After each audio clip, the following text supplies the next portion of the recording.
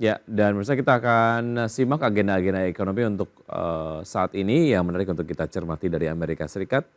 Ada IHP tidak termasuk pangan, energi, transportasi secara man-on-man di bulan Juli, kemudian juga IHP tidak termasuk pangan, energi, transportasi secara year-on-year di bulan Juli ya. Kemudian juga ada indeks harga produsen inti secara man-on-man year-on-year di bulan Juli dan indeks harga produsen ataupun IHP secara man-on-man year-on-year di bulan Juli dan ada laporan bulanan IEA. Dan berikutnya adalah dari Korea ada ekspor impor year-on-year di bulan Juli, Singapura, PDB Singapura secara year-on-year, quarter-on-quarter atau di kuartal 2 dan data dari Inggris terkait dengan tingkat pengangguran di bulan Juni.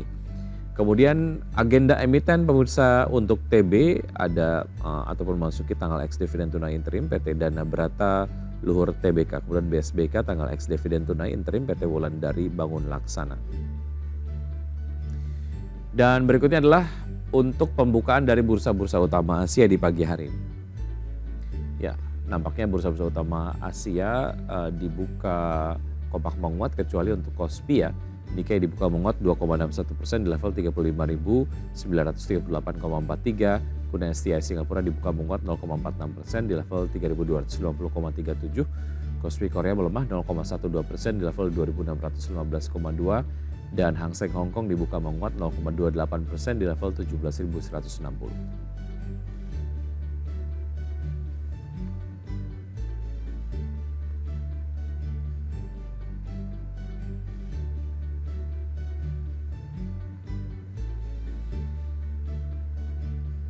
Baik, pemirsa untuk berbincang di pagi hari ini di Market Bus sudah tersambung melalui video conference ada Bapak Raden Bagus Bima, beliau adalah founder Warkop Saham.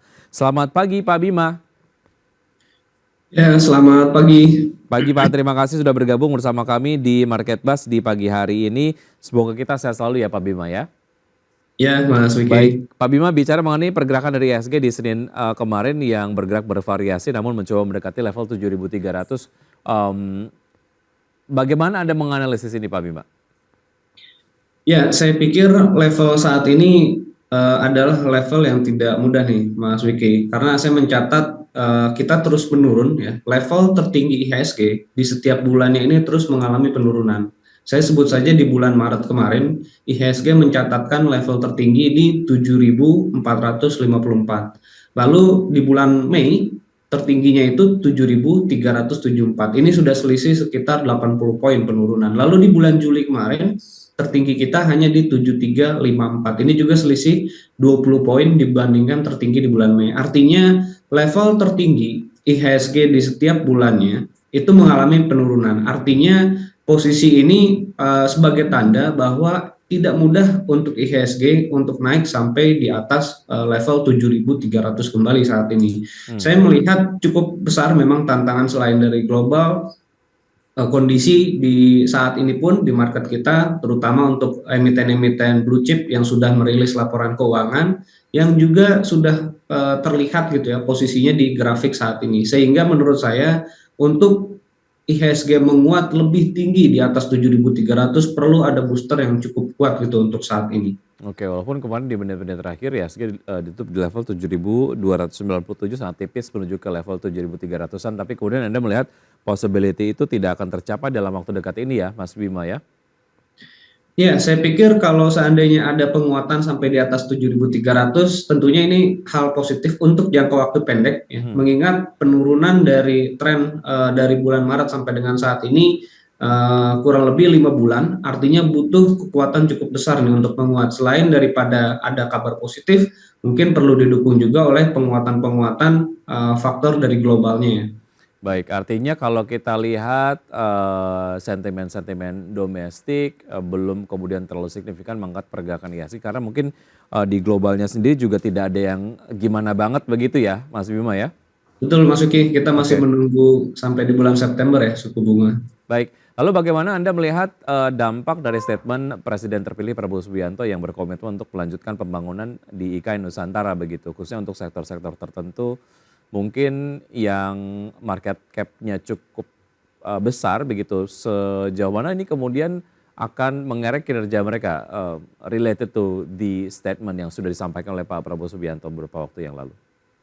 Ya, saya pikir kalau kita lihat dan kita eh, bandingkan ya dengan performa konstruksi ya di saham-saham konstruksi saat ini, terutama memang ada dua saham yang paling unggul saat ini, yaitu adalah PT PP dan juga Wijaya Karya. Walaupun saat ini keduanya ini bukan sebagai opsi untuk kita pegang beberapa lama, saya pikir investor sangat banyak belajar ya terkait dengan sektor ini, dan saya pikir investor akan sangat berhati-hati melihat peluang, walaupun terdapat peluang ya di saham PT PP dan juga di saham Wijaya Karya, tapi saya sangat menyarankan investor untuk ikut partisipasi di saham tersebut untuk jangka waktu yang pendek.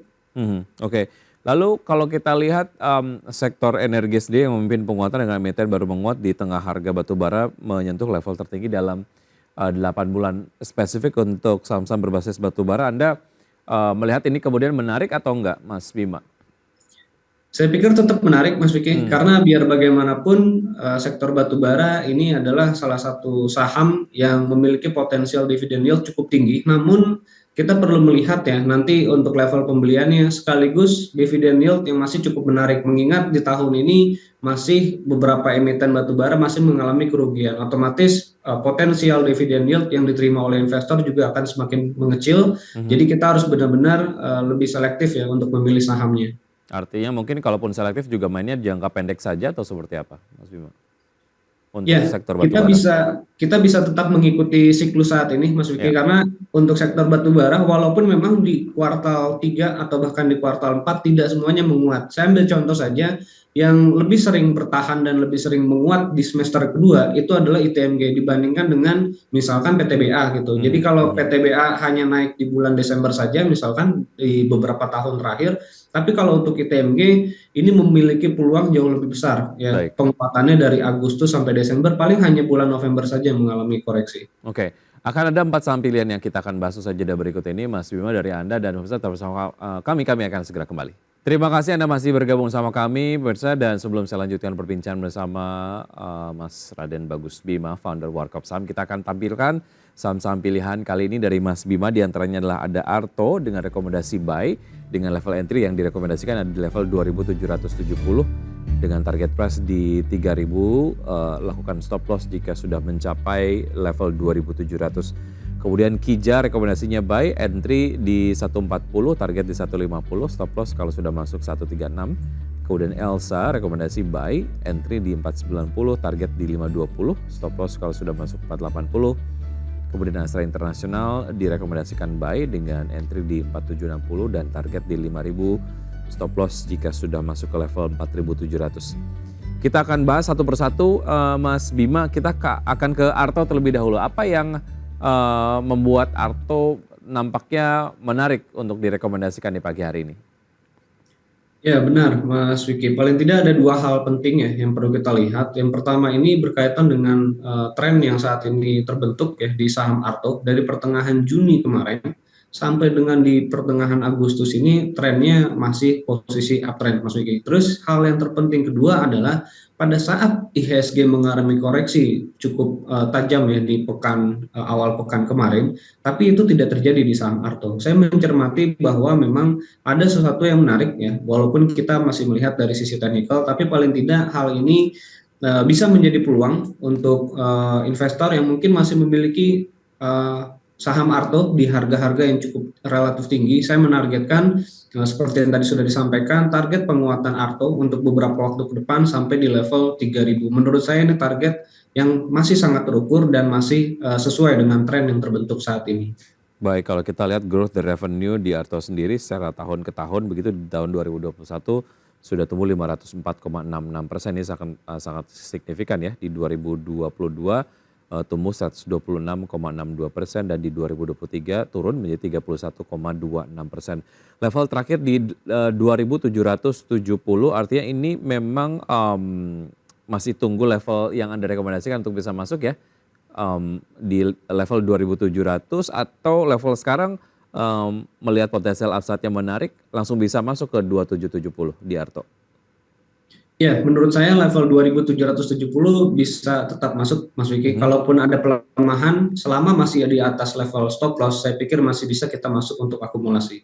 Oke. Kalau kita lihat dari valuasinya menurut Anda jika dibandingkan dengan peers-nya begitu ya, cukup murah atau seperti apa, Mas Bima? Kalau kita lihat dari sisi valuasi, memang belum terlalu menarik, Mas Vicky, karena Hmm, kita tidak bisa melihat perspektif Arto ini untuk dari sisi valuasi fundamentalnya. Tapi kalau kita lihat dari sisi teknikal, untuk target sampai dengan level 3.000 dengan beberapa waktu ke depan gitu ya, saya pikir ini masih sangat terukur, tapi memang bukan saham untuk dipegang sampai misalkan 4 bulan atau bahkan sampai 6 bulan, bukan hmm. seperti itu. Jadi kita masih melihat dari sisi teknikal untuk saham Arto.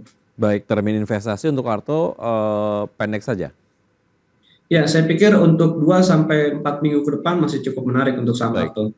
Oke, dari Arto kita menuju ke Kija. Rekomendasinya buy jarak dari level beli ke targetnya begitu. Ini cukup pendek. Nampaknya ini direkomendasikan untuk pendek saja ya atau trading saja untuk Kija atau seperti apa Mas Bima? Ya, benar. Kita mengetahui bahwa di pekan ini terdapat sentimen yang cukup menarik ya dari Kija ini. Jadi kita memanfaatkan sentimen yang menurut saya masih akan berpotensi melanjut kembali ya untuk di pekan ini. Sudah ada penguatan sebenarnya dari awal Juli kemarin dan mulai kembali menguat lagi di pertengahan Agustus di minggu kemarin. Jadi saya pikir untuk jangka waktu pendek level 150 ya, ini posisi sekitar 10 poin ya dari harga penutupan kemarin bisa kita lakukan pembelian. Kalaupun sudah ada naik-naik sedikit 141, 142, ini harga yang masih bisa kita terus akumulasi. Nah, sementara untuk level stop loss-nya ada di level 136. Untuk Kija ini memang saya khususkan untuk periode waktu jangka waktu pendek ya. Baik, secara kinerja sendiri laba bersih dari Kija turun 75,69% di semester 1 tahun 2024 karena terkait dengan volatilitas kurs rupiah terhadap dolar Amerika Serikat begitu ya. Tapi kemudian secara teknikal pergerakannya masih menarik. 141 tunggu masuk ke level 130 aja ya Mas Bima ya. 136 maksud saya. Selama masih di atas 136 ya, misal 138, Mhm. 139, 140 itu kita bisa tetap akumulasi Mas Vicky. Oke, baik. Itu tadi dia analisis untuk Kija yang menarik untuk dicermati secara teknikal. Dari Kija kita ke Elsa, seperti apa Mas Bima? Ya, Elsa, sebagaimana kita tahu ya, di pekan ini cukup ada peluang penguatan, terutama dari pergerakan komoditasnya di sektor di komoditas oil. Jadi saya pikir di pekan ini, terutama setelah ada sentimen yang cukup panas ya dari Iran dan Israel, saya pikir ini masih ada peluang untuk saham Elsa. Dan di pagi hari ini pun sudah ada penguatan. Target dari saya itu bisa sampai di level 520 Hmm, dengan level stop loss 480. Kita nanti sambil melihat Mas Wiki, kalau seandainya besok ya harga oil masih ada penguatan bahkan seperti hari sebelumnya di 3%, saya pikir bisa lebih tinggi lagi penguatan untuk Elsa sampai di akhir pekan ini. baik, dari laba bersih pun untuk Elsa di semester 1 tahun 2024 naik 77% ditopang oleh jasa logistik dan juga distribusi begitu ya. Dan di pembukaan perdagangan di hari ini nampaknya secara tren masih bergerak di zona positif di level 500-an. Satu mingguan sudah menguat 5,93% dan di level pembukaan sudah menguat 2% ya. Untuk Elsa rekomendasinya buy. Astra Internasional seperti apa Mas Bima? Ya, saya pikir ini salah satu saham yang tidak boleh ketinggalan nih, Mas Wiki. Karena Ya. ini salah satu saham big cap yang posisinya secara beruntun ya dari akhir Juli kemarin itu investor asing masuk cukup besar ya. Sampai dengan di hari kemarin saja itu sudah 500 miliar lebih gitu akumulasi asing yang secara bertahap dilakukan. Jadi saya pikir dengan harga saham Astra yang saat ini masih di bawah level 5.000 ya, investor bisa melakukan pembelian di harga-harga saat ini di 4760, 4780 misalkan, untuk nanti bisa pasang level target di level 5.000. Ini Baik. untuk 2 sampai 3 minggu ke depan saya pikir peluang Astra untuk menguat cukup besar. Jadi kalau seandainya nanti terdapat koreksi ya, selama masih ada di atas level stop loss 4.700 Mhm. dan investor asingnya pun masih cukup rajin melakukan akumulasi, saya pikir kita bisa terus mengakumulasi dengan target di level 5.000 yang terdekatnya untuk Astra. Baik, jangka menengah untuk Astra? Saya pikir kalau jangka menengah untuk Astra itu bisa sampai di level 5.300, Mas Wiki. Oke, oke, baik. Ini juga cukup menarik ya, karena secara teknikal mungkin Anda melihat cukup menarik dan juga secara fundamental Anda melihat target price di 5.300 begitu ya. Oke, itu tadi ya saham-saham yang direkomendasikan pagi hari ini dari Mas Bima, ada Arto, Kija, Elsa, Astra International dan juga semuanya direkomendasikan buy tentunya dengan analisis dan juga indikator. Alasannya begitu mengapa kemudian direkomendasikan tadi juga sudah disampaikan secara detail oleh Mas Bima.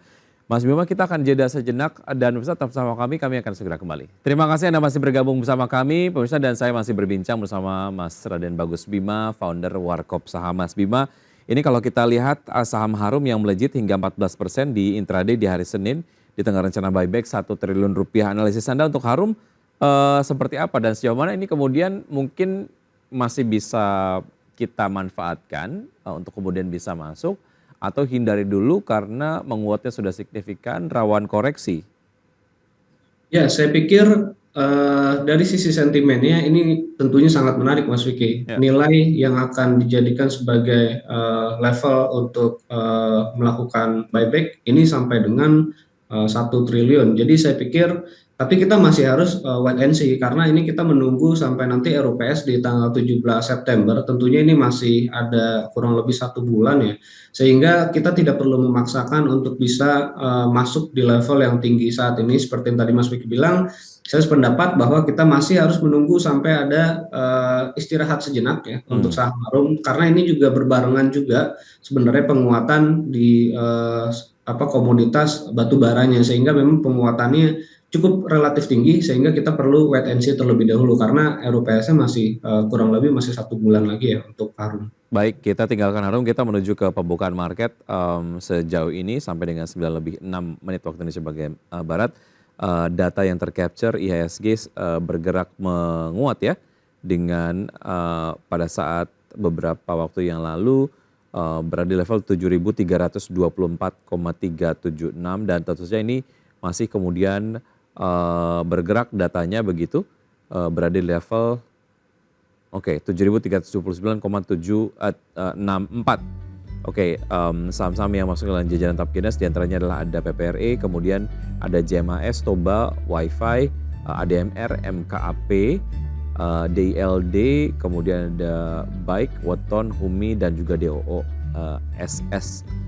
Brand, NES, Golf, DART, NICL, PDPP, Gria, Heli, SNLK adalah saham-saham yang masuk dalam jajaran top losers. Sejauh ini masuk level 7.300-an, Mas Bima, analisis Anda seperti apa? Untuk ya, saya pikir saya sangat berharap sekali ya, IHSG bisa menguat sampai level 7.354 ya. Itu harga tertinggi yang paling dekat, itu adalah di bulan Juli. Seandainya posisi harga ini bisa dilampaui IHSG, saya ada meyakini bahwa IHSG baru bisa akan menguat untuk beberapa hari ke depan. Nah, seandainya hari ini tidak mampu menguat, ya lagi-lagi ini udah beberapa percobaan yang kesekian kali untuk IHSG. Jadi sentimen yang saat ini masih cukup menarik ya, karena sudah berturut-turut ya menguat posisi IHSG kita. Semoga saja nanti sentimen yang terjadi di pertengahan pekan ini dari US mampu memberikan dorongan positif ya untuk IHSG kita naik di atas 7354. Baik, menarik. Itu tadi beberapa analisis yang sudah disampaikan oleh Mas Bima. Semoga memang ini dapat menjadi referensi untuk pelaku pasar sendiri melakukan strategi investasinya hari ini. Mas Bima, terima kasih sudah bergabung bersama kami di Market Buzz. Sukses untuk Anda, sehat selalu, sampai jumpa. Ya, selamat pagi Mas Vicky. Baik, terima kasih.